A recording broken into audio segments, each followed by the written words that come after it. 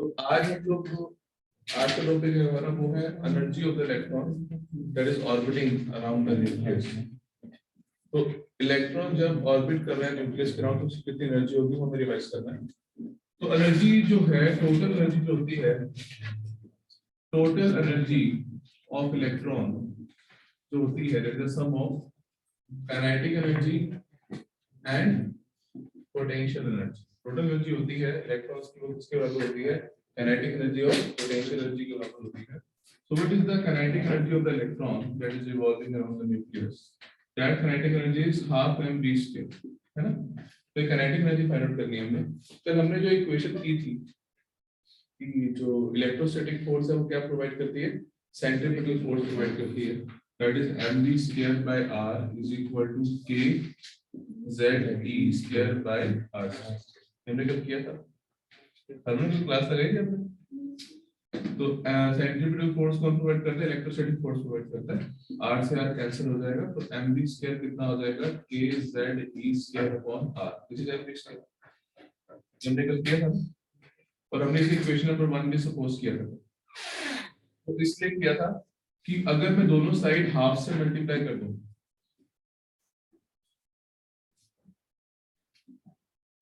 Multiply both sides by half, यहाँ पर भी हाफ आ जाए, यहाँ पर भी हाफ आ जाए। So what is this become? It's become kinetic energy. तो हमने इस चीज का यूज किया कि सेंट्रीफ्यूगल फोर्स कौन प्रोवाइड करेगा? इलेक्ट्रोस्टैटिक फोर्स प्रोवाइड करेगा। और यहाँ से हमने mv स्क्वायर की value k ZE square upon r, और हाफ mv स्क्वायर कितना आ जाएगा? k ZE square upon 2। This is half mv square. So kinetic energy कितनी आ जाएगी आपके पास? That kinetic energy will be equal to k ZE square upon 2। ठीक है, काइनेटिक एनर्जी तो अब हमें क्या निकालनी है? Potential energy. इसमें कोई डाउट? काइनेटिक एनर्जी हम पूछ सकते हैं। इलेक्ट्रोस्टैटिक्स में पोटेंशियल एनर्जी का फॉर्मूला क्या होता है? इलेक्ट्रोस्टैटिक्स में पोटेंशियल एनर्जी का फॉर्मूला, पोटेंशियल एनर्जी का फॉर्मूला होता है K Q1 Q2 upon R। अच्छा, पोटेंशियल एनर्जी में हम लोग क्या करते हैं? चार्जेस का साइन भी इंक्लूड, ठीक है? तो इलेक्ट्रॉन है और न्यूक्लियस है, दोनों के बीच में पोटेंशियल एनर्जी निकालना है। लेकिन न्यूक्लियस में पॉजिटिव चार्ज है, इलेक्ट्रॉन में नेगेटिव चार्ज है। तो न्यूक्लियस में कितना चार्ज है भाई? इलेक्ट्रॉन में कितना चार्ज है? Minus upon r। So potential energy कितना आ जाएगा? Minus k ZE square upon r। This is potential energy. So we have kinetic energy and we have potential energy. Total energy हमें find out करना है। Total energy निकालने के लिए करना पड़ेगा, दोनों का सम करना पड़ेगा।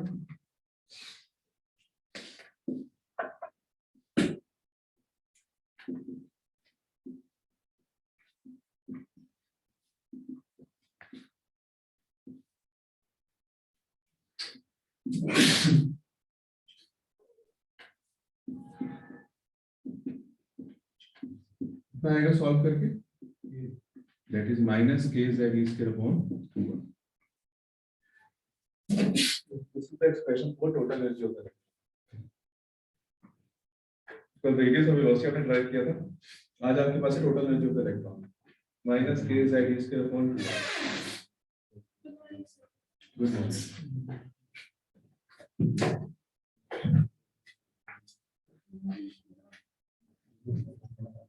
ठीक है लिशा?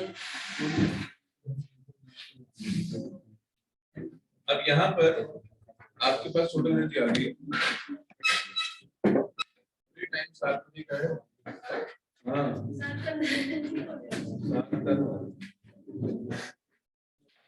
चलिए टोटल एनर्जी कितना है? Minus k ZE square upon 2r। अब यहाँ पर आपने क्या निकालना है?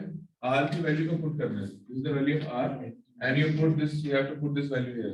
r की वैल्यू को यहाँ पुट करना पड़ेगा। यहाँ से टोटल एनर्जी कितना आ जाएगा? r की वैल्यू कितनी है? n square x square 4 pi square m k ZE square. You have to substitute the value of r. r की वैल्यू सब्स्टिट्यूट करेंगे, ठीक है जी? और कितना आ जाएगा result? This will be minus 2 pi k z square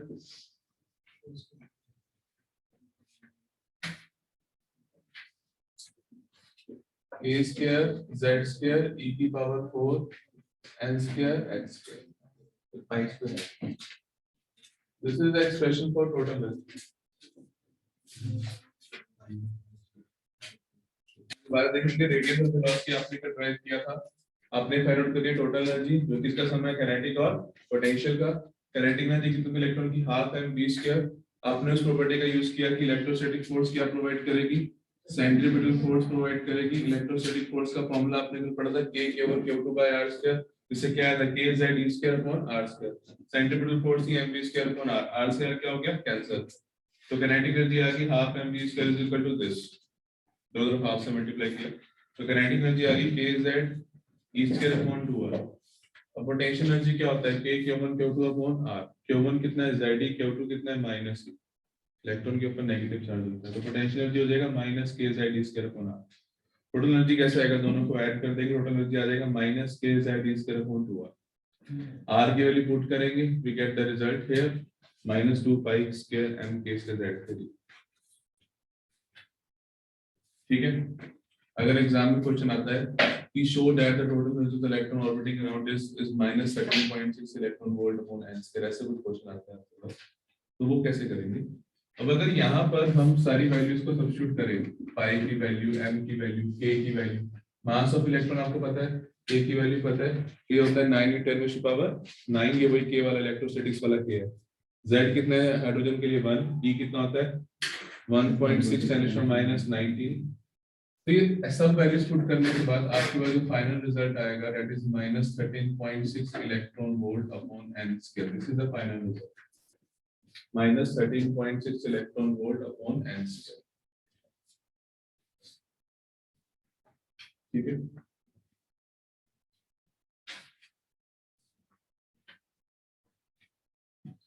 तो दिख रहा था उसके अंदर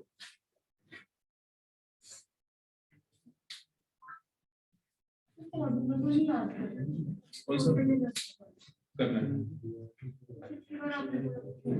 नहीं मैंने रेडियस और वेलोसिटी के लिए आपको रिलैक्सेशन, रेडियस वेलोसिटी के फैक्टर्स न्यूमेरिकल वाले जो टाइम वो तो है।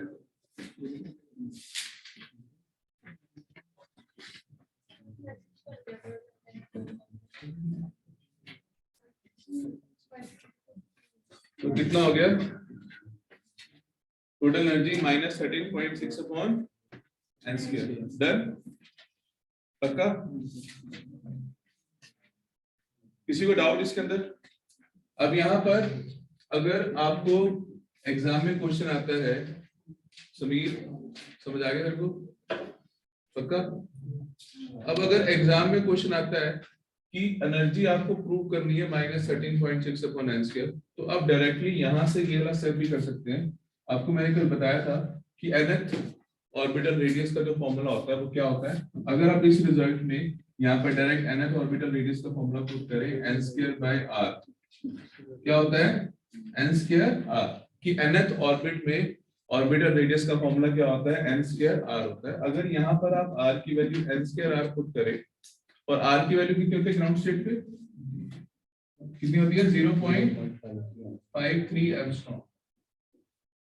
ग्राउंड स्टेट पे कितनी होती है r की वैल्यू 0.53 एंगस्ट्रॉम,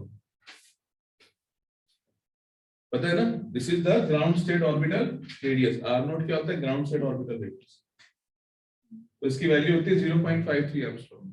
अगर आप इसको डायरेक्ट यहाँ पुट करेंगे तब भी आपको इस वैल्यू r की वैल्यू को डायरेक्ट यहाँ पुट करेंगे, you will get this result, इससे रिजल्ट मिल जाएगा। ये वाले स्टेप को आप बाईपास कर सकते हो, इस स्टेप को बाईपास कर सकते हो। अगर आपको डायरेक्ट एग्जाम में आ जाए कि prove that total energy of the electron orbiting around this is this, ऐसे क्वेश्चन पूछे गए तो ये वाले स्टेप बाईपास किए जा सकते हैं। आप डायरेक्ट यहाँ पर r का orbital radius nth orbital radius से ये वाला फॉर्मूला कर दीजिए, थोड़ा सा सिंपलीफिकेशन होता है। ठीक है, आपको r को यूज नहीं करना पड़ेगा, दैट ये वाले r को यूज नहीं करना पड़ेगा, ये वाले r से भी कर सकते हैं, इसको याद रखने की जरूरत नहीं है। ठीक है, समझ गए, यहां से भी किया जा सकता है, दोनों तरीके बता दिया। किसी को डाउट तो पूछ सकते हैं।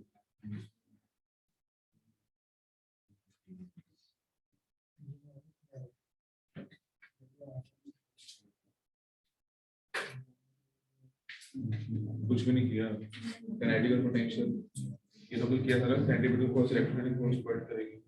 r से r कैंसिल हो गया, mv square k z d square upon r half से मल्टीप्लाई हाफ से तो काइनेटिक एनर्जी आ गई k z d square upon 2r। Electrostatic potential energy k q1 q2 by r। q1 क्या होता है, चार्ज ऑन न्यूक्लियस, q2 क्या charge on electron. अब ये पोटेंशियल एनर्जी आ गई, दोनों को प्लस किया तो टोटल एनर्जी r की वैल्यू 50 हो गया। तो ये कुछ कर लो, अगर ये याद है तो ये कुछ कर लो, ये तो याद होगी मैंने कभी तो कराई है नहीं याद। चलिए आगे बढ़ते हैं next topic.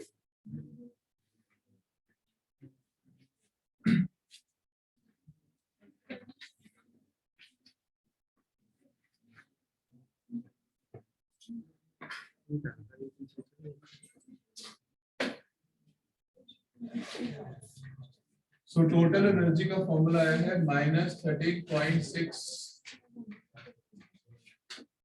Electron volt upon n square. तो अगर हम n = 1 के लिए से फाइंड करना चाहते हैं, n = 1 ग्राउंड स्टेट के लिए फाइंड आउट करना चाहते हैं, ग्राउंड स्टेट के लिए इसका फॉर्मूला कितना होगा, -13.6 इलेक्ट्रॉन वोल्ट। अगर हम n = 2 के लिए फाइंड आउट करना चाहते हैं, फर्स्ट एक्साइटेड स्टेट, n = 1 मतलब ग्राउंड स्टेट, n = 2 मतलब फर्स्ट एक्साइटेड स्टेट। तो उसके लिए कितना होता है, -13.6 अपॉन 2 का स्क्वायर दैट इज 4, कितना होता है -3.4। सेकंड एक्साइटेड स्टेट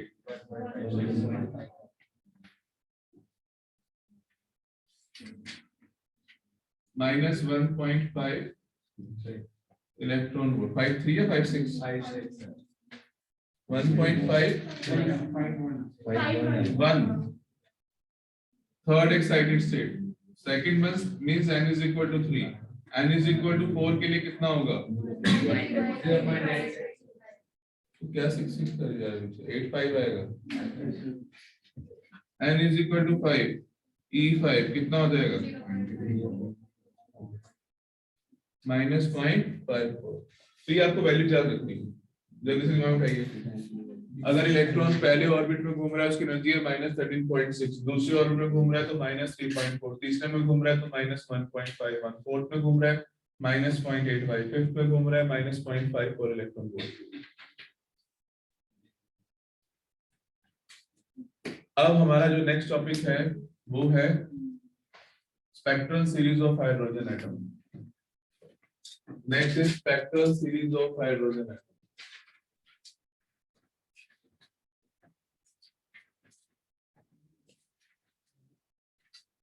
हमने बोर्ड्स की फ्रीक्वेंसी कंडीशन पढ़ी थी कल। क्या थी फ्रीक्वेंसी कंडीशन बोर्ड की,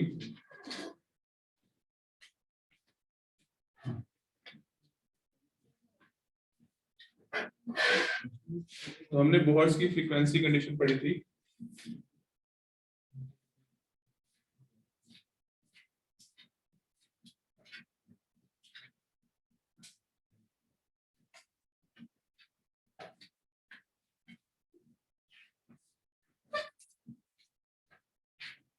अगर इस फ्रीक्वेंसी कंडीशन में था कि अगर इलेक्ट्रॉन किसी हायर स्टेट से ग्राउंड स्टेट पे फॉल करता है या किसी लोअर एनर्जी स्टेट पे फॉल करता है तो वो फोटोन एमिट करता है। मैंने क्या थी फ्रीक्वेंसी कंडीशन, अगर इलेक्ट्रॉन किसी हायर एक्साइटेड स्टेट से किसी लोअर एनर्जी स्टेट पे फॉल करता है तो वो फोटोन एमिट करता है, ठीक है, it emits the photon.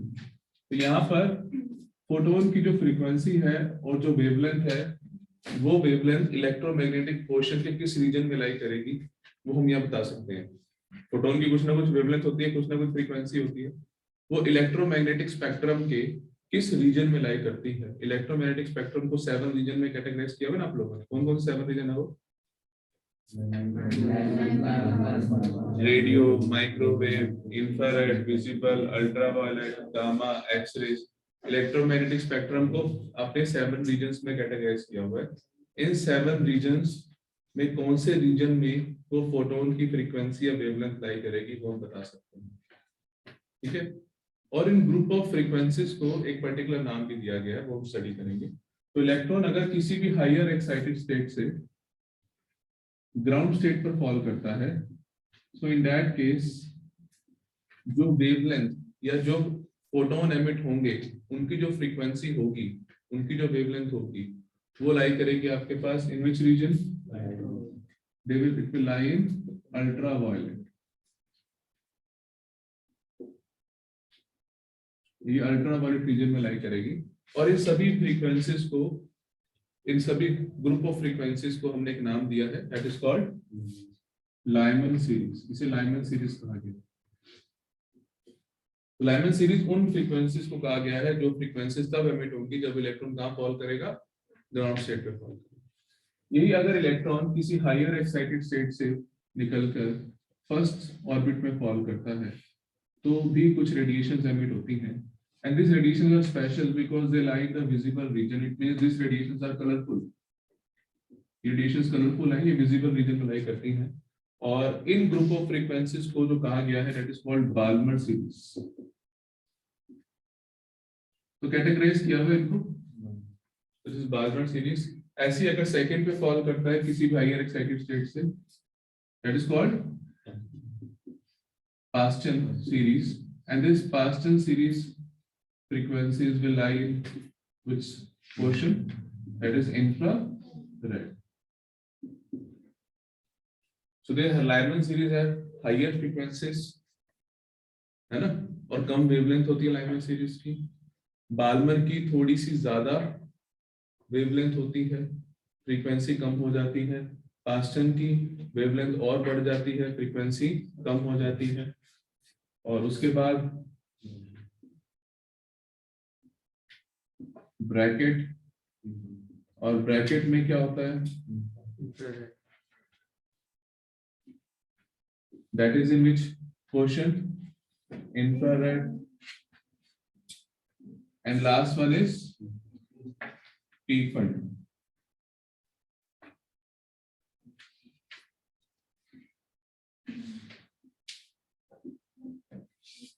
Again it will lie in infrared.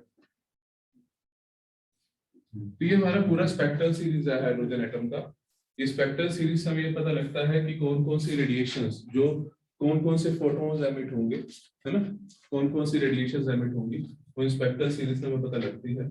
और ये किस रीजन पे लाई करेंगे स्पेक्ट्रम की, ये भी हमें पता लगता है यहाँ से। डन। अब इसके बाद नेक्स्ट कंसेप्ट है आपके पास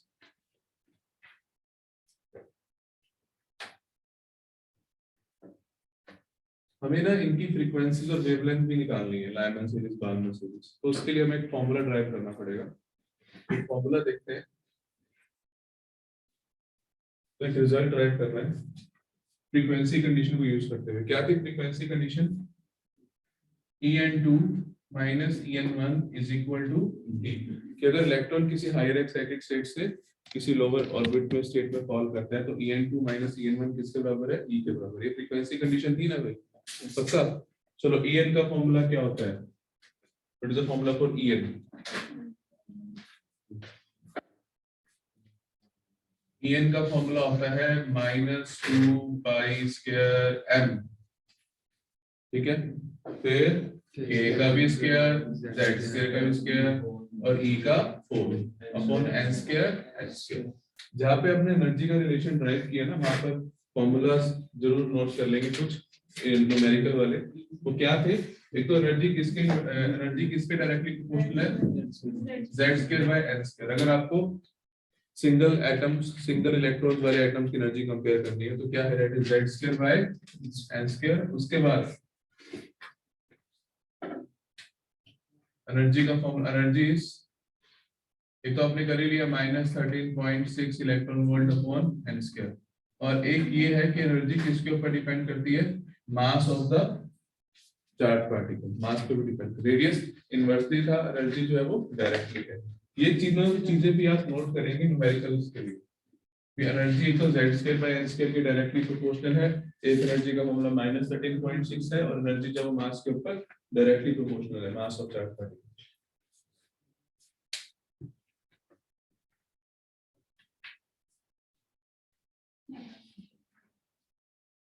अब यहाँ पर हमें वैल्यूज को पुट करना है, En2 minus En1।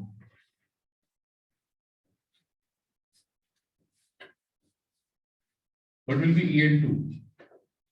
Minus 2 pi square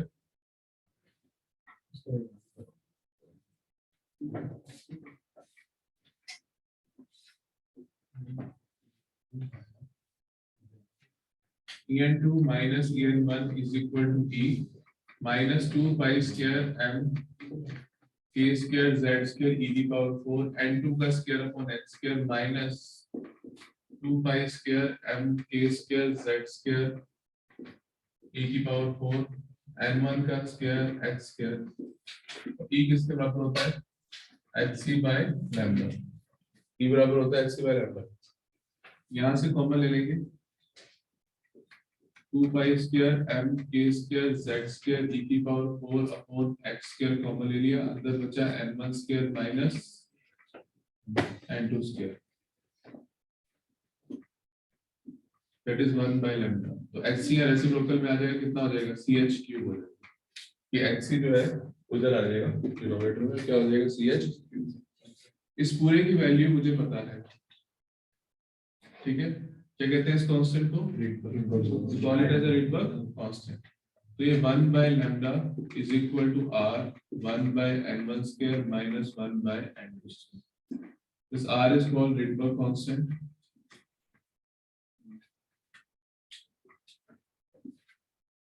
और इसकी वैल्यू होती है 1.09 10⁻⁷ मीटर इनवर्स।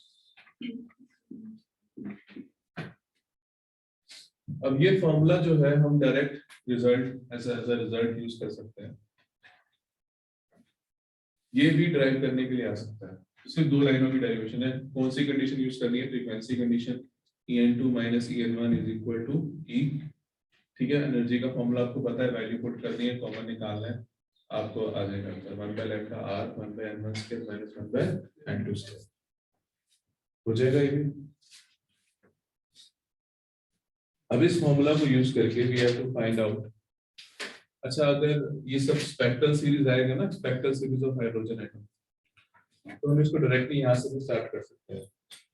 आपको ये डायग्राम बनाना है, ठीक है, और इस फॉर्मूलाज की हेल्प से आपको इन सबको डिफाइन करना है कि लाइमन क्या होता है, पाल्मर क्या होता है। What is Lyman series? Lyman series are the group of wavelength of frequency which will emit when electron will jump to the downstate। Balmer series group of frequencies or wavelength which will be emitted when electron jump to the first excited state। ये definitions of लिख लेंगे और साथ में ये mention कर देंगे Lyman series will lie in the ultraviolet region of EM spectrum, this will lie in the visible region of EM spectrum, this will lie in the infrared region of the EM spectrum। बस ये चीजें mention कर दी, ठीक है, clear हो जाएगा। Series के अंदर में डेंसिटी को डेंसिटी स्पेक्ट्रल लाइट्स की डेंसिटीज अलग-अलग होती है, वो तो होती हैं, कोई दिक्कत नहीं। तो आप ये नहीं कह सकते कि सारी रेडिएशंस की फ्रीक्वेंसीज अलग-अलग हैं तो इंटेंसिटी सेम होगी, ऐसा नहीं। इसका रीजन बहुत थ्योरी के अंदर में इंटेंसिटी अलग-अलग होती है। हमने पढ़ा केमिस्ट्री में, बायोस केमिस्ट्री में ऐसा कुछ है, इंटेंसिटी डिफरेंट क्या होती है स्पेक्ट्रल लाइट्स की। All the photons are not of same intensity।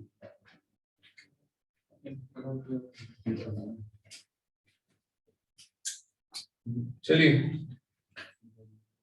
next we have to find out the shortest and longest wavelength of all these series। Shortest and longest wavelength of all the series।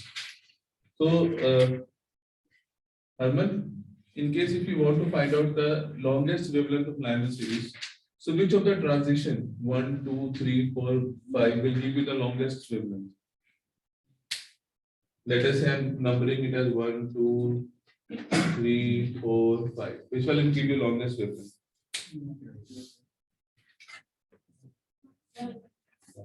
1.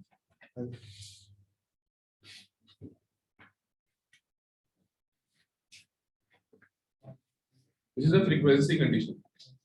The one will give you longest frequency. The one will give you longest frequency and the shortest wavelength. The 5 one will give you longest wavelength, okay, na? And shortest frequency. So for finding out the longest wavelength, the electron must jump from the next excited state 2 से 1. अगर बार-बार की निकालिए तो 3 से 2.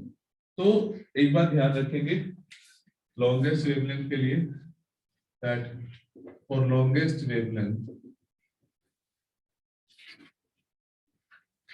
n2 will be equal to n plus 1, n1 will be equal to n, n2 will be equal to n plus 1, यानी next state से jump करेगा. और shortest के लिए n2 will be equal to, I told you this is for infinity, n2 will be infinity, n1 will be n. shortest के लिए n2 कितना होगा infinity. अगर infinity jump करेगा तो shortest.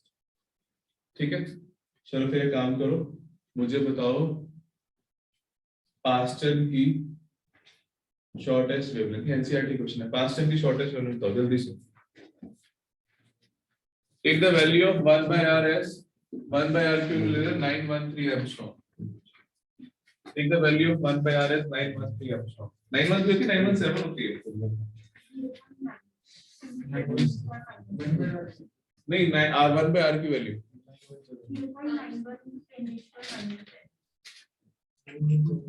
917 लिखा है, 917 एंगस्ट्रॉम में लिखी आपने 917 है. तो 1 by r की वैल्यू है आपके पास. बताओ मुझे पास्टन की शॉर्टेस्ट वेवलेंथ कितनी होगी. अभी आपका टेस्ट है विद इन 5 मिनट्स और कंप्लीट हॉट थ्योरी जिसमें आपको रेडियस वेलोसिटी एनर्जी तीनों ड्राइव करना है.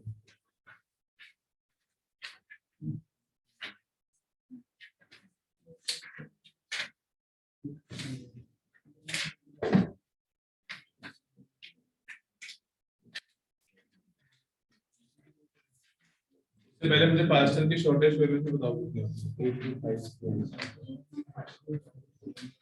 825.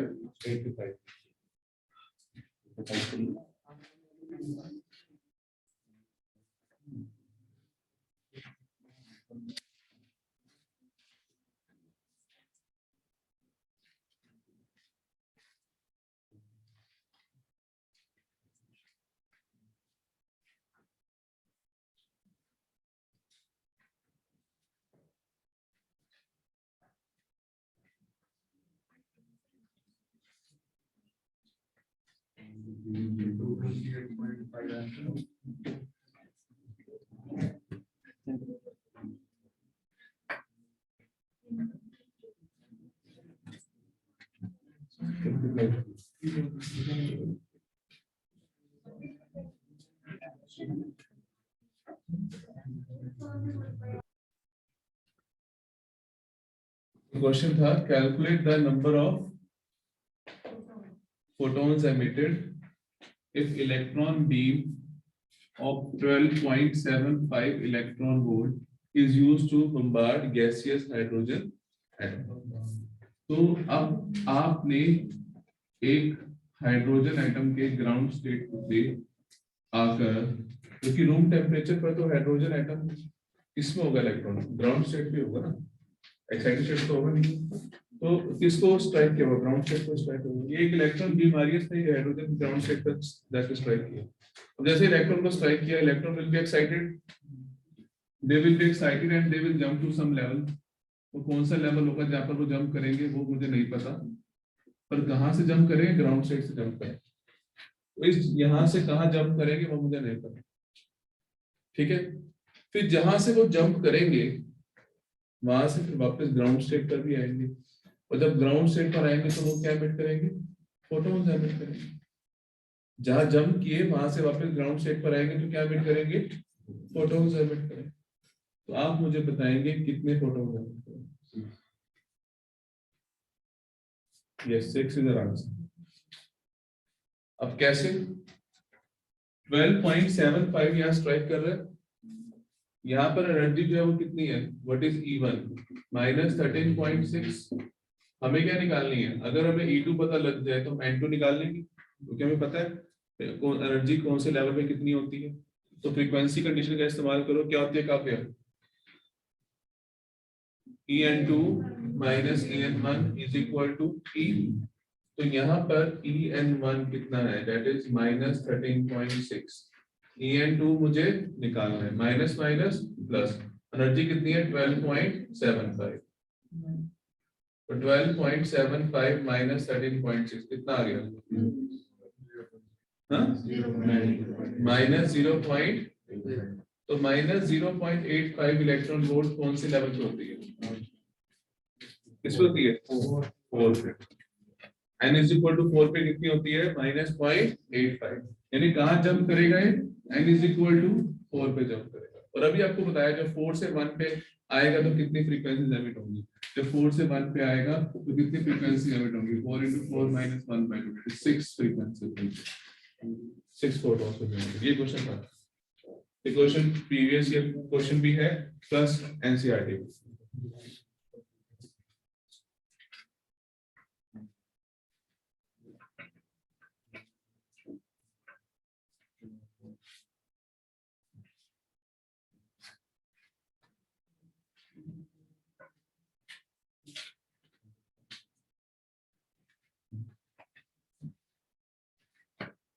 दिक्कत इसमें, अच्छा एक बात बताओ, काइनेटिक एनर्जी, टोटल एनर्जी और पोटेंशियल एनर्जी में आपस में क्या रिलेशन है,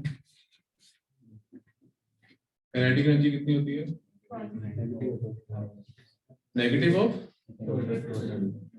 टोटल एनर्जी, और पोटेंशियल एनर्जी क्या होती है, ट्वाइस ऑफ टोटल एनर्जी। ये आपने अभी डेरिवेशन किया, आप करके देखिए, काइनेटिक एनर्जी क्या है, नेगेटिव ऑफ टोटल एनर्जी होती है, और पोटेंशियल एनर्जी क्या होती है, ट्वाइस ऑफ टोटल एनर्जी होती है। Question number 15 of NCERT.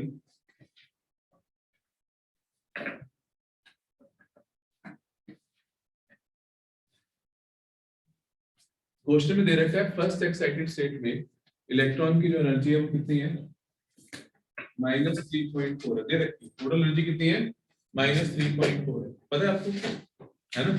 तो वहां पर उसकी काइनेटिक एनर्जी कितनी होगी, +3.4, kinetic energy is negative. Second point, what is the potential energy, 2 into -3. ठीक है, which of the answer would above would change if the choice of the zero potential energy is changed?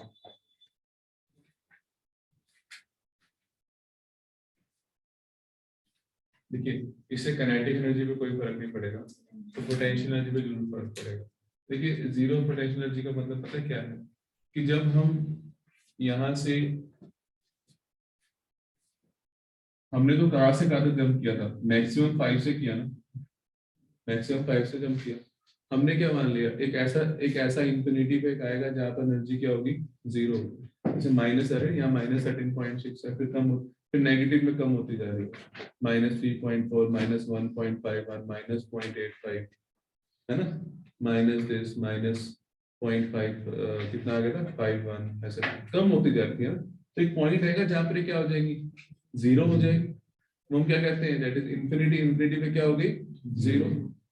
They are saying कि what is the answer for the above would change if the zero potential energy is changed। यानी किसी एक point पर हमने क्या late कर लिया कि पोटेंशियल एनर्जी क्या है, 0 है, दैट इज एट इंफिनिटी। अगर आप उसे किसी और जगह लेट कर लें तो क्या आंसर में फर्क पड़ेगा, हाँ बिल्कुल फर्क पड़ेगा, डिफरेंस फर्क पड़ेगा ना, एनर्जी का डिफरेंस। तो जीरो पोटेंशियल एनर्जी अगर हम चेंज करेंगे तो फर्क पड़ेगा, काइनेटिक एनर्जी पे कोई फर्क नहीं पड़ेगा, kinetic energy only depending on the velocity, ठीक है, पोटेंशियल एनर्जी पे फर्क पड़ेगा। तो ध्यान रखना, अगर हम जीरो पोटेंशियल एनर्जी के, यानी उसको जहां पर हमने 0 सपोज किया है, एक रेफरेंस लेवल लिया है, अगर उसको हम चेंज करेंगे तो पोटेंशियल एनर्जी टोटल एनर्जी पे फर्क पड़ेगा। और एक क्वेश्चन और था इसके साथ, टेस्ट है भी तुम्हारा, पहले बोल रहा हूं मैं, ये मैं सोच रहा कि टेस्ट नहीं होगा, अभी जो कराया है डेरिवेशन।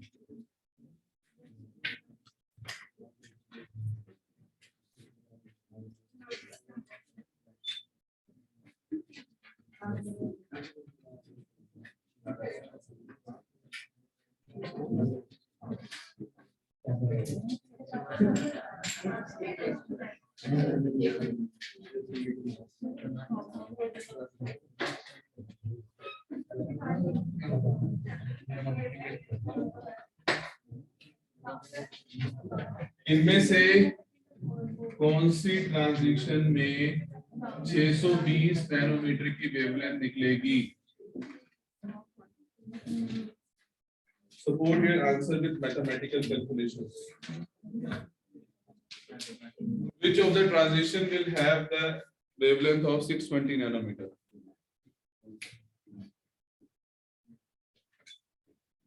कौन सी ट्रांजिशन में 620 नैनोमीटर की वेवलेंथ निकलेगी भैया? बताइए।